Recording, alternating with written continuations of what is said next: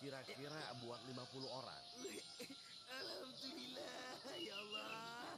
Baru juga niat, langsung dapat berkat.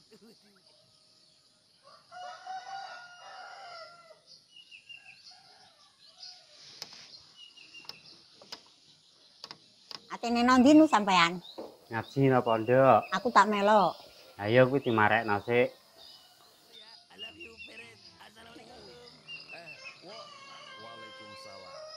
Mak, bijing kula lulus SD, dadi sekolah teng pundi, Mak? Mondok ae le. Lagi ngene apa Mak kok mondok? Kula teng griya niku enak, saged dolanan. Awak menak ora gelem mondok. Kowe dadi wong apa? Mondok iku diulangi ngaji, salate ya iso rutin, akhlake ditata mbek Mbah Yai. Lah mondok teng pundi, Mak? Darul Istiqomah, le. Mbah Yai ini sinten? Mbah Yai Saifuddin. Lah Mbah Yai Saifuddin niku sinten, Mak? Ya takokno Pak Em kono lho, le.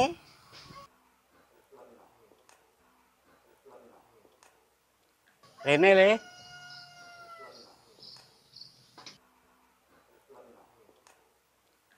Tak kandhani ya, mondok ae ya. Nanggone Mbah Yai Saifuddin. Mbah Yai Saifuddin niku sinten, Pak? Lah Mbah Yai Saifuddin niku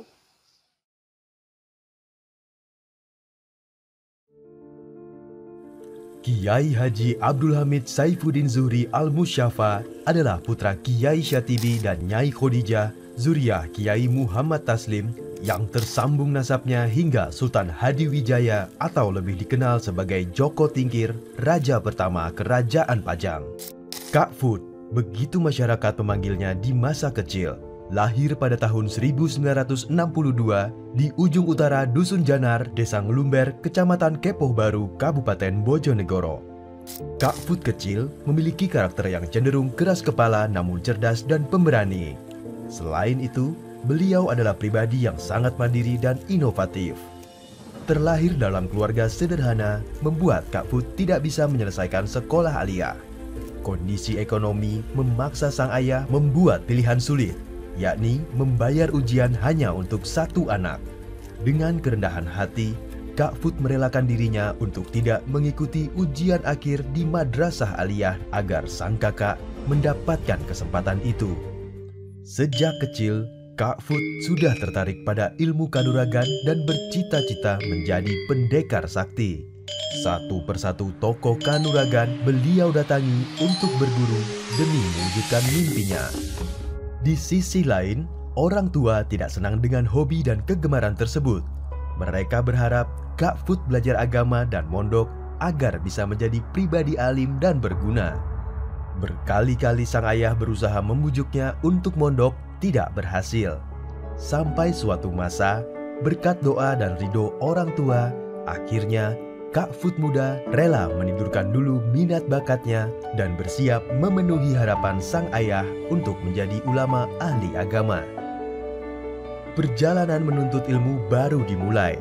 Setiap hari, Kak Fut mengayuh sepeda pancal sekitar 8 km berangkat ngaji ke Dusun Ngablak Baureno dan pulang tengah malam sekaligus berziarah ke makam Kiai Muhammad Taslim guna bertawasul kepada Allah agar diberikan kemudahan dan keberhasilan dalam menguasai ilmu-ilmu agama Islam. Di bawah bimbingan Mbah Yai Abdul Karim, Mbah Yai Khairul Anam, dan Mbah Yai Abdul Muhaimin Ngablak Baureno, Kak Fut akhirnya berhasil menguasai ilmu-ilmu agama melalui pendalaman kitab kuning.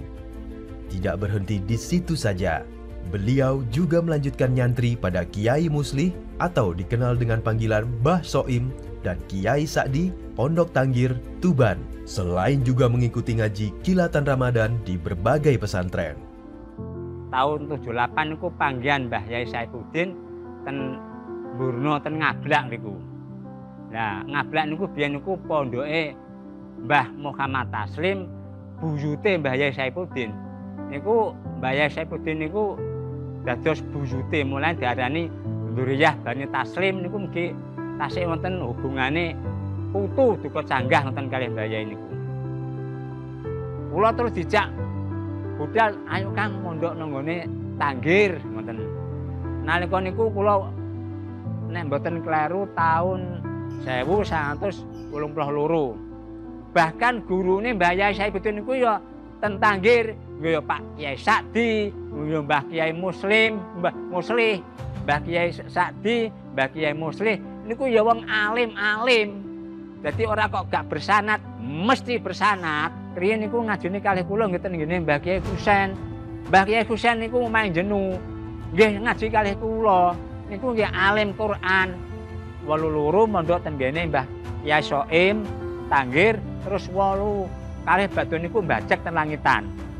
Ten mbajak ten Langitan niku ten ngene Mbah Kiai Marzuki. Apa ya gak bersanad kuwi. Mbah Kiai Marzuki ya wong alim, ya wong keramat. Kak Fut mulai terpanggil turut memikirkan pendidikan agama di masyarakat. Beliau mulai membuka kajian di rumahnya.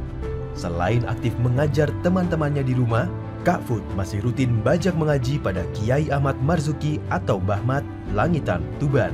Beliau tempuh dengan sepeda pancal setiap hari.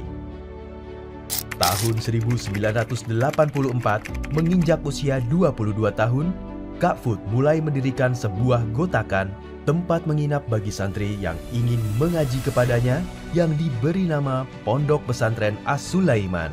Diambil dari nama kakek buyut beliau, pendekar pendakwah dari Magelang yang pertama kali menempati sebidang tanah santren di masa penjajahan.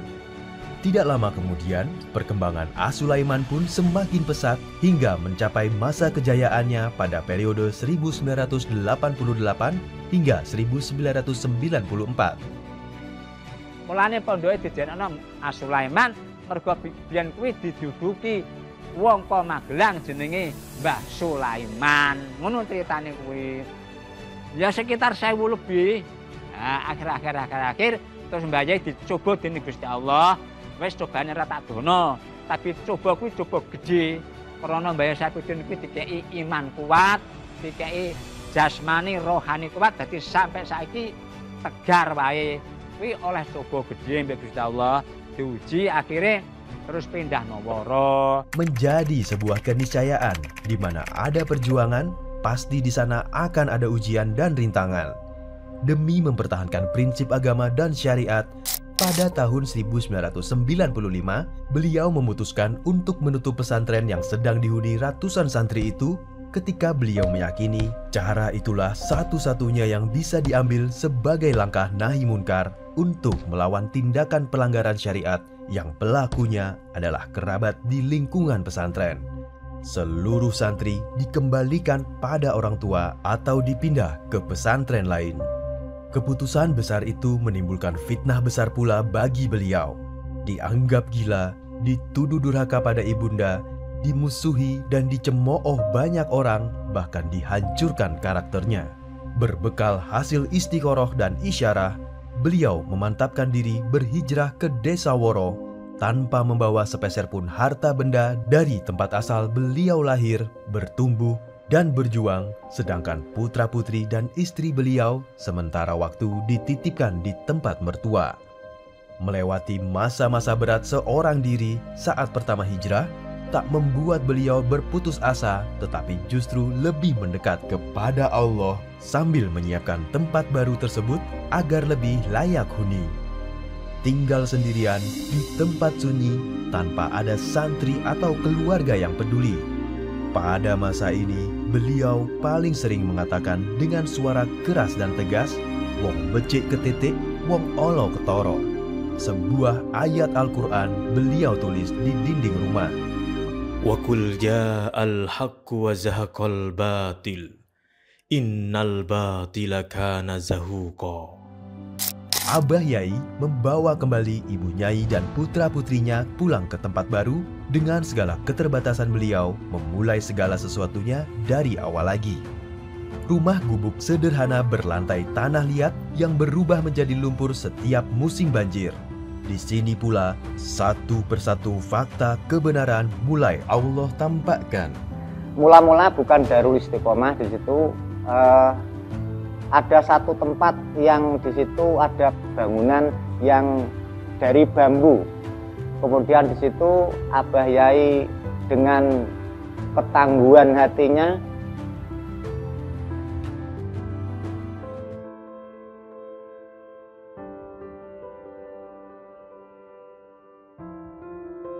beliau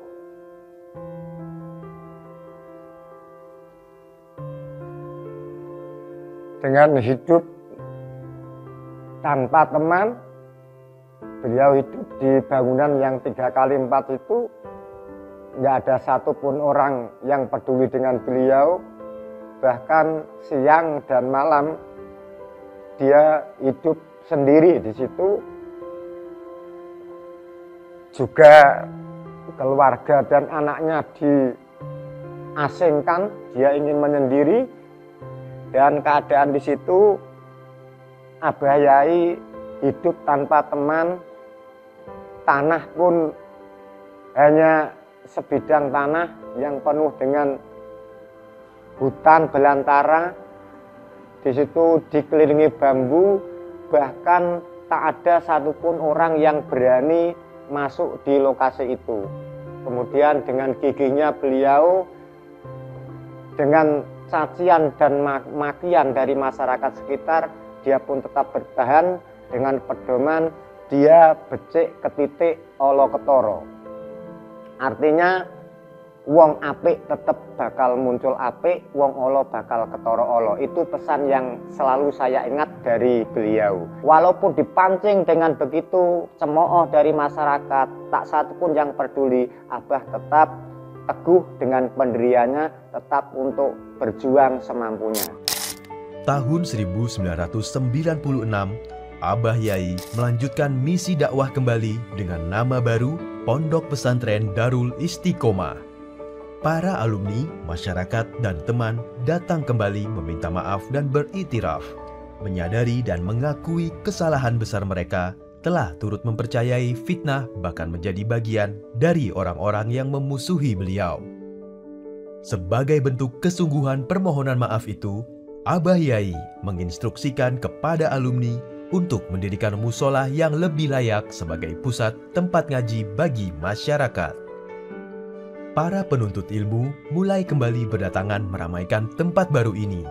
Dengan berbagai strategi dan metode dakwah Abah Yai yang inovatif melampaui zamannya untuk masa itu, Darul Istiqomah kembali menjadi pusat keilmuan masyarakat di semua usia. Dengan selangnya waktu, di Darul Istiqomah tersebut, Abah Yai mulai berdakwah ngaji di tempat. Dengan pakai media, ketika itu ada satu media radio, Brantayuda, yang mungkin Abah Yai memberikan nama itu sesuai dengan sejarah beliau. Dan mulai saat itu juga semakin bertambah masyarakat-masyarakat yang ingin bertemu atau ingin berguru kepada Abah Yai. Kajian rutin bulanan beliau jadwalkan untuk para ibu dan remaja putri, dinamai Jamiah Tahlil wa Ta'lim atau diakronimkan Jalil Walim. Untuk pelajar usia SD, SMP, dan yang setingkat, Abah Yai menyediakan wadah yang dinamai PKBA atau Pendidikan Khusus Bahasa Al-Quran. Sementara jamaah laki-laki mendapatkan jadwal malam Jumat Legi dan Jumat Pahing yang kemudian berganti majelis taklim rutin tiap ba'da sholat Jumat. Pada tahun 2005, untuk menyampaikan ilmu-ilmu syariat yang fardu ain dengan cara yang sederhana dan mudah dipahami oleh masyarakat luas, Abah Yai menggagas kajian tematik yang digelar setiap malam selama 15 hari menuntaskan satu bab tertentu, bertajuk Pengajian Kilat 15 hari. Pada tahun-tahun berikutnya, kajian kilat yang digelar tiap tahun ini kemudian diperpendek menjadi 10 hari atau kurang, menyesuaikan tema pembahasan dan diberi nama resmi Saluha. Pertengahan tahun 2005, Abah Yai kembali berinovasi dengan program baru untuk para remaja yang ingin memperdalam ilmu agama. Diberi nama program Ponsata atau Pondok 1 tahun, Abah Yai mengajak para pemuda dan pemudi untuk mewakafkan seluruh waktu, pikiran, dan kemampuannya guna mendalami dasar-dasar ilmu agama. Dengan mengikuti segala tempaan dari beliau, dalam waktu 1 tahun diharapkan santri mampu menguasai ilmu-ilmu yang umumnya baru bisa dikuasai setelah beberapa tahun belajar di pesantren dengan strategi biasa.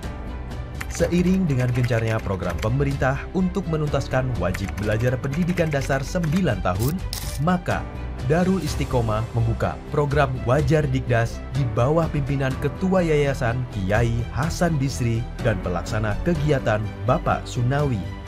Dari sini, kemudian lahir pengajuan bantuan pengadaan madrasah formal lewat kerjasama Kementerian Agama dan AIBEP atau Australia Indonesia Basic Education Program pada tahun 2009. Madrasah yang didirikan dengan perluasan lahan ke arah selatan ini kemudian terdaftar dengan nama Madrasah Sanawiyah SA Darul Istiqomah. Untuk memfasilitasi santri yang hendak melanjutkan pendidikan di jenjang lebih tinggi, maka pada tahun 2012 dibuka juga Madrasah Aliyah Darul Istiqomah tepat pada tahun yang sama dengan wisuda kelulusan angkatan pertama Madrasah Sanawiyah. Perkembangan pondok dan pertambahan jumlah santri mengharuskan Darul Istiqomah memulai perluasan pesantren. Tahun 2022, Abah Yai membentuk tim 9 mendirikan langgar bercorak kuno di seberang jalan berbatasan dengan Desa Janar.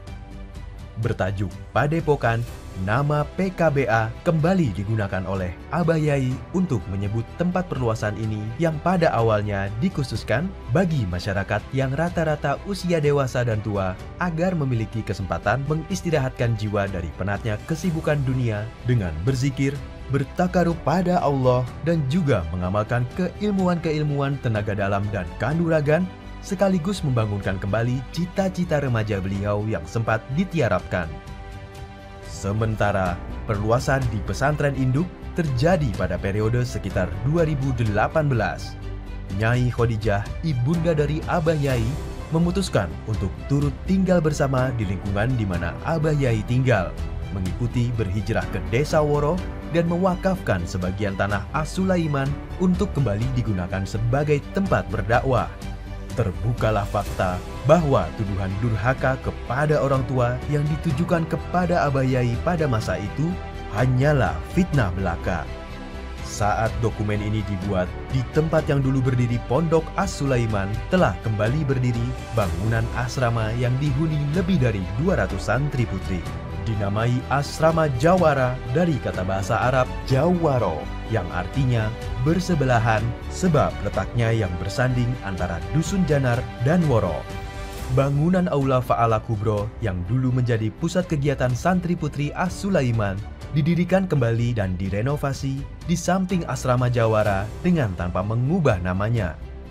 Perjalanan ini sedikitnya mengingatkan pada peristiwa terusirnya Rasulullah Shallallahu Alaihi Wasallam dari tanah kelahirannya Mekah untuk berhijrah ke Madinah dan pada akhirnya Allah berikan kemenangan Fatu Mekah bagi umat Islam sehingga Rasulullah Shallallahu Alaihi Wasallam kembali menguasai kota Mekah yang dicintai di mana beliau dilahirkan di sana.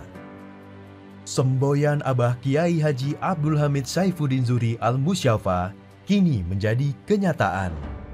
Becik ke titik, olok ke toro.